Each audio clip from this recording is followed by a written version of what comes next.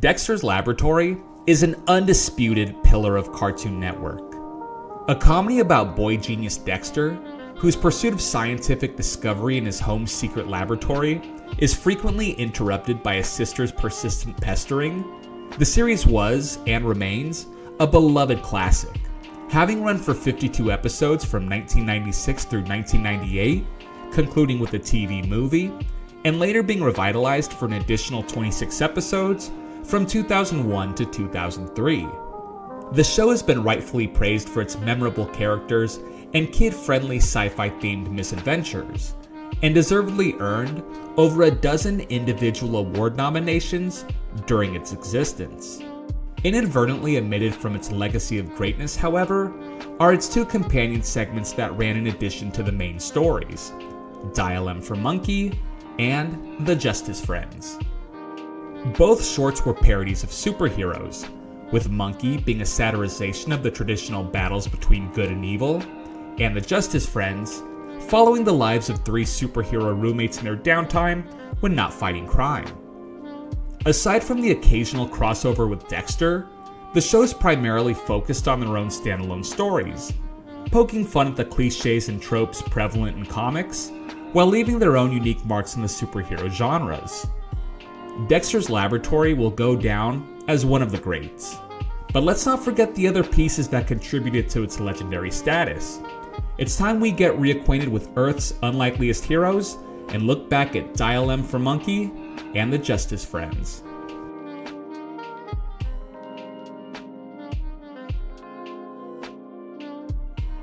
Each episode of Dexter's Laboratory ran for 30 minutes, split into 2 or 3 roughly 7 to 11 minute segments. 1 or 2 would be Dexter-centric, and during the first season, and for parts of the second, the remaining segment would either be a Monkey or Justice Friends cartoon. In some cases, there would actually be some crossover between Dexter, Monkey, and the Justice Friends, since they all technically exist in the same universe. But before we get ahead of ourselves, let's start at the beginning, all the way back to the first episode, and revisit the entirety of Dial M for Monkey.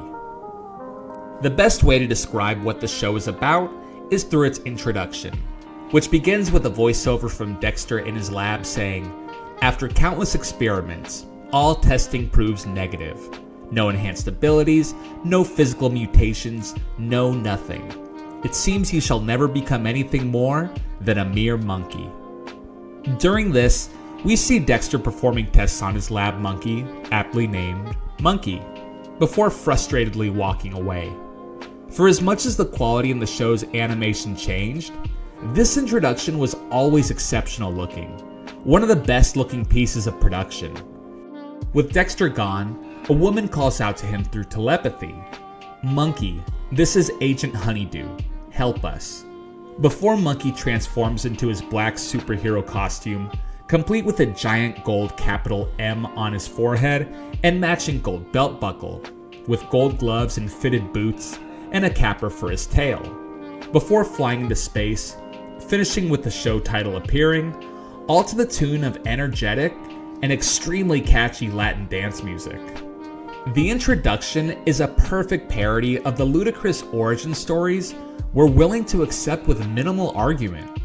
And to be fair, is a superhero lab monkey really that out of line when measuring against being bitten by a radioactive spider or crash landing on Earth from a distant planet? Hardly. Now, the episodes themselves all follow the same general plot. Earth is in peril, and Monkey is tasked with protecting it. The heart of the show, though, lies in its characters, beginning with Monkey. Monkey is adorable looking. I love the blank, unassuming expression pasted on his face, until Earth is in danger, of course, when he transforms into the superhero known as Monkey, who protects the world with an array of powers, including, but not limited to, flight, super strength, laser eyes, and sonic screeching. He's formidable in his own right, but sometimes his special abilities alone aren't enough to save the day, and luckily, he doesn't have to, as he's joined by his best friend, Agent Honeydew. the European accented agent who works for Global Security, Earth's secret protective force. She's a sweet, kind soul, but when the planet is threatened, she's as lethal as she is determined, doing whatever it takes to safeguard the citizens of the world. Joining her is the head of Global Security, known as the Commander, an eye patch wearing man who alerts Agent Honeydew and Monkey to the presence of Earth's adversaries by appearing in any conveniently located television screens. And Monkey needs all the assistance they can provide as he takes on villains which emerge from all the darkest corners of the universe. And the evildoers are hands down the best part of the show. Since Monkey is a mostly silent protagonist, save for his screeching and howling, his enemies' personalities are ratcheted up to the extreme, being as loud, boisterous, slimy, vicious, and cutthroat as they can possibly get. In some cases, the characters seem to be tributes to Marvel and DC characters, such as the intergalactic big game tracker named Huntor, who mirrors Marvel's Kraven, one of Spider-Man's fiercest foes, who prides himself on being the universe's greatest hunter, or Barbecuer, a spoof on Marvel's all-powerful cosmic entity, Galactus.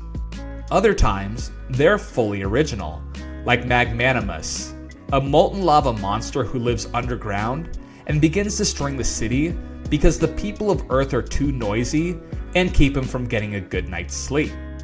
A particularly memorable one being about a fashionista alien who scours the galaxy looking for exotic animals to skin and wear their fur as new outfits. Despite the show being a comedy in nature, a plot like this could easily be adapted into a more serious tone. And that gives a bit more credence in my mind that these stories can still be enjoyable no matter what age they're viewed at. What solidifies these foes' intimidating presences is that they're all voiced by accomplished veteran voice actors. Everyone from Everybody Loves Raymond's Brad Garrett to Jim Cummings, famous for voicing Winnie the Pooh and Darkwing Duck among others. While all of them are legitimately talented and bring their own unique styles and deliveries to their respective monsters, the undisputed standout has to be Maurice LaMarche as the internally tortured Simeon. LaMarche, perhaps most famous for his role as Brain from Pinky and the Brain, gives the best performance of the series, playing a hyper-intelligent chimpanzee recounting the traumatic experience that led to his desire for revenge on the human race. It's haunting. And the only issue is that he appears only once in the show. If there's one scene you decide to watch from Monkey, make it this one. What also impresses me about Monkey is how much humor there is, and it's not strictly slapstick. Some of it is quite nuanced. A perfect example being Monkey's inherent primate tendencies.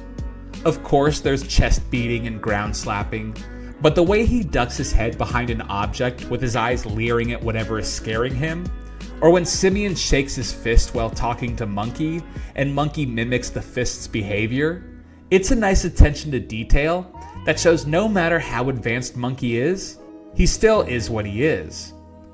There are lots of little random jokes that pop up in episodes too, such as in the background of Huntor's hunting lodge, the mounted head of someone who looks extremely similar to Wolverine. But the funniest, most unexpected one that made me laugh out loud was when Monkey needs to scare an elephant, so he throws a mouse, and the mouse pops up and says, "Ta-da!" The mouse isn't an important character, and doesn't even match the overall art style of the show, but it's just so out there it catches you off guard in the funniest way. The best recurring gag in Monkey is without a doubt the Commander's existence in the TV. He appears to Monkey and Agent Honeydew in any television, but it seems almost as if he lives in the physical television. He can see through the TV, but it still limits his range of motion, evidenced by him spotting a delicious meal in Agent Honeydew's kitchen, so he moves his head forward to eat it, but he's stopped when he bumps his head on the TV screen. He's so enthusiastic, forgetting that he's trapped in the TV, with even Honeydew pointing it out.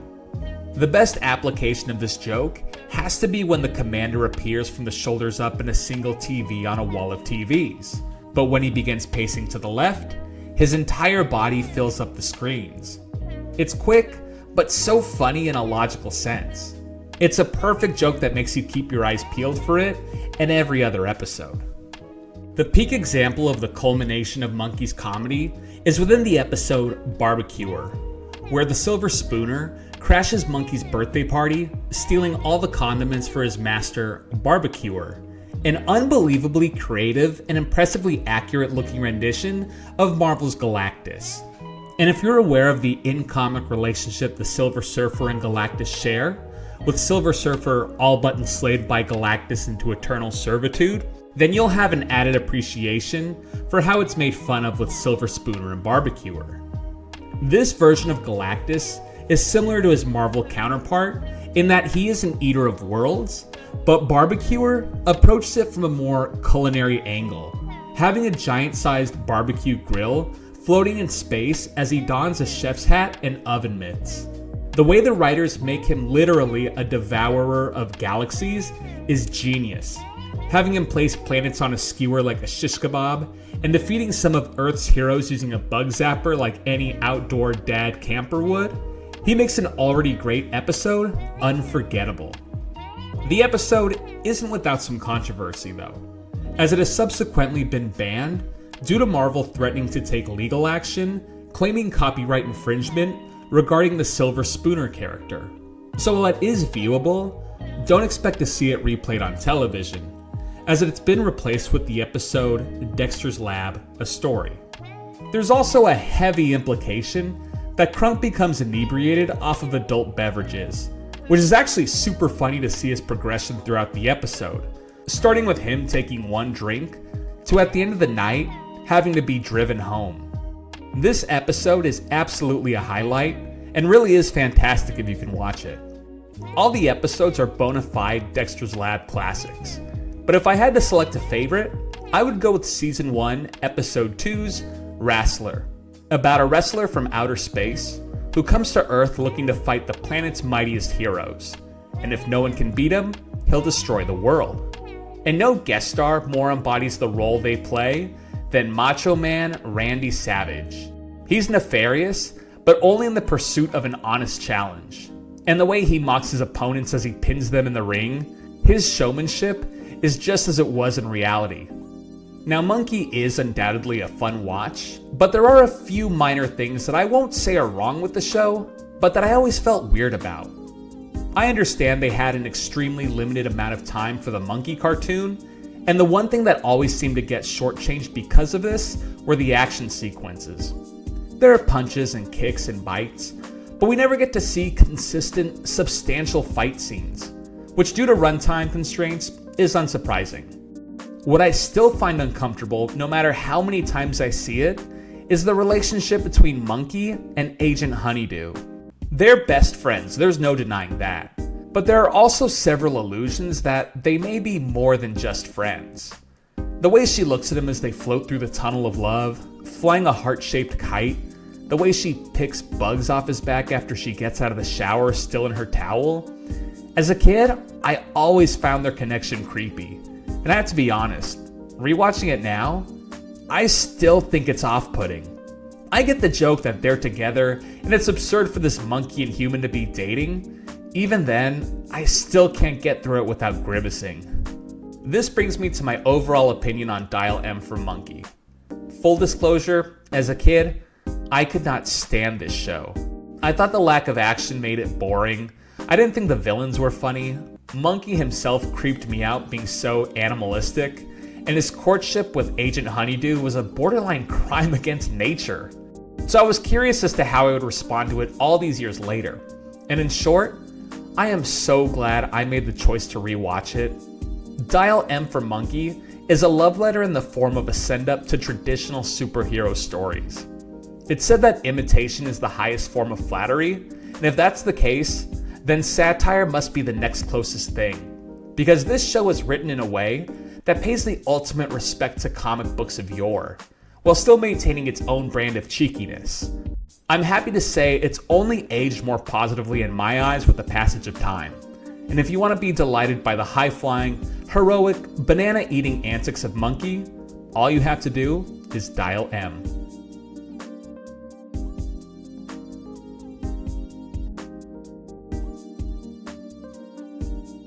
On the inverse, I was always excited for the Justice Friends, which, like Monkey, was best described in its introduction. The Justice Friends, 3 of Earth's mightiest heroes, joining forces under one roof to face the challenge of everyday life. While Monkey dealt with the superhero life, Justice Friends deals more with the life of superheroes.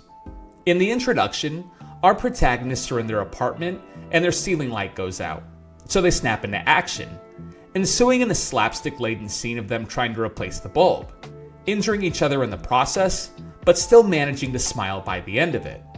We're also introduced to our 3 heroes, beginning with Major Glory, the self-appointed leader of the group. He's the all-American hero, to the point he's dressed head to toe as an American flag, the stripes as his cape and the stars plastered on his chest, with a golden eagle-eye face mask, the same you'd expect to see at the top of a flagpole, which is such an insane detail, it's incredible. His whole life is consumed by patriotism, to the point where he dreams about being fed grapes by Lady Liberty herself. But his funniest trait by far is his constant spouting of American-themed puns and catchphrases that are the wildest non-sequiturs you'll hear this side of the 4th of July. At one point when Major Glory is surprised to see one of his teammates in pain, he screams in concern, "Oh say can you see by the dawn's early light," which is the opening line to the Star-Spangled Banner. He routinely shouts out other USA-themed phrases that have nothing to do with the situation at hand. E pluribus unum, by Washington's wig.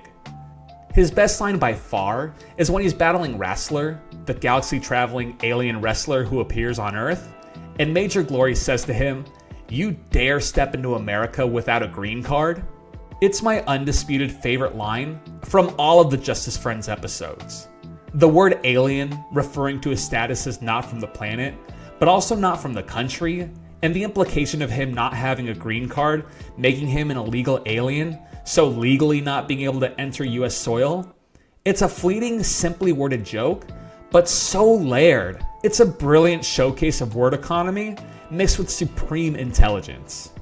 And to add emphasis to his long list of nationalist maxims, he yells all the time. Not just in battle, he yells at the other heroes over the smallest indiscretions. Being late for breakfast, a bee entering the apartment, but he also falls into these dramatic spirals, full hand-on-forehead woe-is-me soliloquies. He's extremely emotionally volatile, and it makes life unintentionally more exciting for the rest of the group. Our second member of the trio is as near the complete opposite from Major Glory as can be. Valhallan, the Viking god of rock. Armed with his mighty guitar and flowing blonde hair that perfectly matches his California beach bum accent, he's the mellowest of the 3. But don't let his cool demeanor and Bill and Ted cadence fool you, as he has a surprising amount of lore to him. Starting with his powers, he defeats foes by playing rock music on his guitar, known more affectionately as his axe, which can summon lightning at will. This is a cleverly worded take on Thor's hammer, another tool which can create lightning. A very good play on words, just as his name Valhallan is, referring both to the Viking afterlife Valhalla and the rock band Van Halen. And I can honestly say, I would love to see Valhalla adapted into an honest-to-goodness comic book hero. I think he's a fun character with a cool backstory, and that his tale would be engaging. I know I would be first in line for that comic. Rounding out the team, we have the infraggable Krunk, a purple-skinned, green pants-wearing super strongman with a naive, childlike attitude. He's clearly inspired by the Incredible Hulk, but the question that has plagued me, and I'm sure many people throughout the years, is what does the word infraggable mean? I've looked into it, and I believe I may have discovered the story behind it, which may ultimately be the show's single greatest joke. Let me first establish, infraggable is not a dictionary-defined word. The closest word I could find was the word infrangible, which means incapable of being broken into separate parts, and would make sense given his Hulk-like invincibility. The other definition of infrangible is not to be infringed or violated, which would reference Krunk's obvious similarities to the Hulk, but falling enough within the parody law to not warrant legal action. If this double meaning is indeed what they were going for, it proves how, on an entirely different level, the writing staff was with jokes. They could easily have called him the infrangible Krunk, but I believe they were going an extra step to comically put that extra distance between them and the Incredible Hulk, inventing a word so there was no possible way to connect the two characters. Krunk himself is comparable to the Hulk only in his power of super strength. His personality is childlike, acting like a little kid, throwing temper tantrums with unintended destructive results, but being extremely sweet and caring for his friends, and obsessed with his favorite TV show, The Puppet Pals. Their three wildly different personalities brought together by their duty to protect Earth, and the need to split the cost for a 3-bedroom apartment. And while it certainly is an odd couple scenario, their bond as friends brings them together in a totally believable way. And that's where the meat of this show is. They're crime fighters through and through, but more often than not, we're seeing them fight against the struggles of being normal citizens, refusing to go to the dentist in the face of excruciating tooth pain, developing a crush, getting nervous about family coming over to the new apartment. And while funny superheroes were nothing new at the time, the absurdity they encountered in their daily lives was a novel idea at the time, which has become something of its own genre, most famously with shows like Teen Titans Go and Sonic Boom. Justice Friends mainly focuses on the three's escapades, but there are a few side characters that do pop up here and there, namely the rest of the Justice Friends. Acting as this universe's Justice League, they're made up of other superheroes, and there's a lot of Marvel and DC nods, like the green hooded hero who sits at the table with a small arrow in his drink, or White Tiger, who looks awfully similar to the Marvel character White Tiger. This goes for the villains too. Disgruntled Mailman looks conspicuously like Joker from Batman the Animated Series, or Ratman, the tragic villain whose origin story doesn't make much sense to the audience or the Justice Friends. But no mention of the Justice Friends would be complete without bringing up the Puppet Pals. Two puppet characters that star in Krunk's favorite TV show, Puppet Pals, going by Puppet Pal Clem and Puppet Pal Mitch, who bear a striking resemblance to Sesame Street's Bert and Ernie. Their show is puerile, with Puppet Pal Mitch asking a question, Puppet Pal Clem not knowing the answer, and Puppet Pal Mitch responding with a punchline that includes the word bonk, as he taps Puppet Pal Clem on the forehead with a bonk stick. It's juvenile, but genuinely amusing, and Krunk's over-the-top laughter at every joke in every episode only adds to its charming simplicity.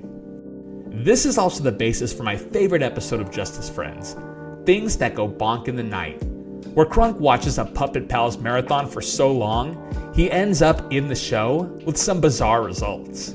It may not be the most immediately accessible episode, but it's the most laughable episode without a doubt. If the trenchcoat wearing zebra on roller skates doesn't convince you, nothing will. The Justice Friends doesn't have much to object to. The early episodes focus a lot more on puns and corny sitcom jokes paired along with a laugh track, but thankfully, these were discontinued fairly quickly. And your overall enjoyment will hinge on whether or not you're into the type of comedy the show offers, rather than if you like the characters or plots. As someone who didn't appreciate Dial M for Monkey, I would exhale a sigh of relief when the Justice Friends was on. I liked the silly humor, the yelling, the action, and I still do. But I can see now that they're more making fun of a larger idea, that heroes are actually closer to being like us, experiencing the same problems we do, just in tights and capes.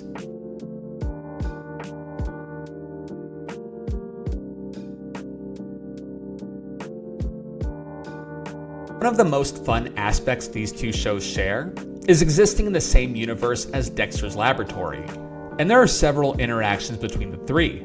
The most significant merging of worlds occurred in the final episode of Dexter's Laboratory, Last But Not Beast. In this episode, Dexter accidentally unleashes a giant monster, which Agent Honeydew attempts to subdue. When she's defeated, the commander enlists the help of the Justice Friends, who are subsequently thrashed by the monster. As Earth's last hope, Monkey tries his hand at being the beast, but ends up lending his power to Dexter's robot, who's able to eventually put the monster to rest.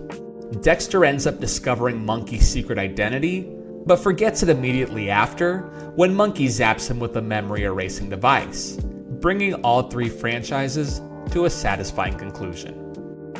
Until Dexter's lab was brought back for a second installment. Unfortunately, there wasn't much in the way of Monkey or Justice Friends. There was an episode of Monkey that was one of my favorites for the sheer lunacy and perversion that somehow found its way onto television screens.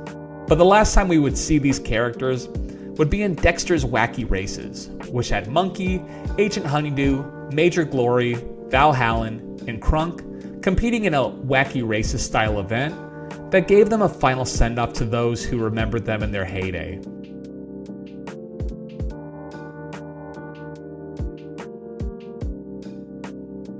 Dexter's Laboratory holds a fondness for me, as one of the few cartoons that I considered must-watch during my youth.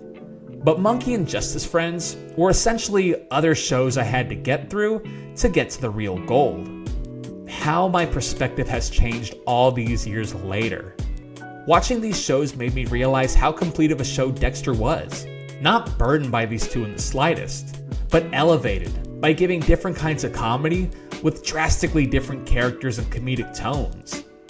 Granted, I do find it odd that the two shows they selected to be part of Dexter were both superhero shows, but I'll chalk that up to more of a passion for the subject matter than anything else. If you're like me and rushed through these to get to Dexter, I understand where you're coming from, because I was once in that place.